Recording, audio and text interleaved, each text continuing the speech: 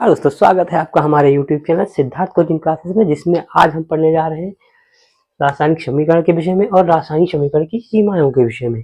तो चलते हैं, जान लेते हैं। चल क्या होती है रासायनिक समीकरण?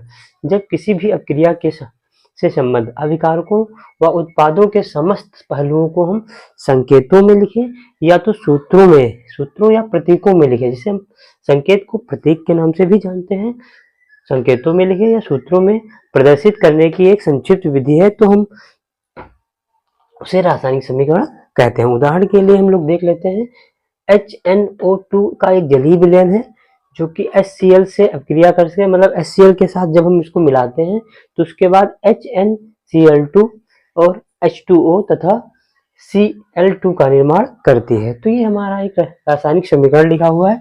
यहाँ पर HNO2 एक पदार्थ अभिकारक है जिसमें दूसरा HCl हाइड्रोक्लोरिक अम्ल को मिलाया गया है, तब जाकर के हमारा HNO2 बना है और 2H2O का निर्माण हुआ है तथा यहाँ पर Cl2 का निर्माण हुआ है। तो ये सारे के सारी चीजें यहाँ प्रतीकों के रूप में लिखी हैं। तो ये प्रतीकों के रूप में लिखना ही उसे हम रासायनिक समीकरण कहते हैं। तो देखते हैं इसकी सीमाओं के विषय, चलते हैं, जान लेते हैं रासायनिक समीकरण की सीमाएं क्या हैं।